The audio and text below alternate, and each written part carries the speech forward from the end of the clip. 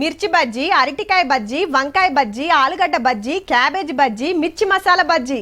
ముసురు పడ్డదంటే బజ్జీల బండి దిక్కే చూస్తుంటారు చాలా మంది. గరం గరం తింటుంటే మస్తు అనిపిస్తుంది. ఆడనే ఓ 2 తిని ఓ ప్లేట్ ఇంటికి పార్సల్ పట్టుకుపోతారు. అయితే ఇవన్నీ ఎప్పుడు దొరికేటియే, గిదైతే సమ్మర్ స్పెషల్.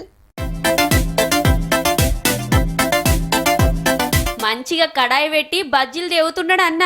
కానీ మిర్చీలు కాదుల్లో ముంజ బజ్జీలు. సిద్దిపేట జిల్లా పొట్లపల్లిలా తాటివనంలోనే వేస్తున్నాడు. గౌడన్నలు షెట్ల మీదికెళ్లి కొట్టుకొచ్చుడు, ఈడ ఉప్పు కారం మసాలా పట్టించి నూనెల దేవుడు. హాగో శనగపిండిలా నీళ్ల బదులు కల్లొంపుతున్నారు. గిట్ల కొంత టేస్ట్ ఉంటదట మరి. అటు రేకల దమ్ము పట్టుడు, అంచుకు బజ్జీలు తినుడు. కళ్ళు తాక్కుంటా ఈ బజ్జీలు తినుడు మహా తృప్తి ఆనందంగా ఉన్నది. సూపర్ టేస్ట్ ఉంటది. తినుకుంటూ కళ్ళు తాగుతా అంటే చాలా మధురంగా ఉన్నది. ఇస్తా అంటే దాన్ని తిన్నా కొద్దీ మేము 2-3 ప్లేట్లు కూడా తిన్నటువంటి పరిస్థితి. ప్లేట్కు 50 రూపాయలు తీసుకుంటున్నారట.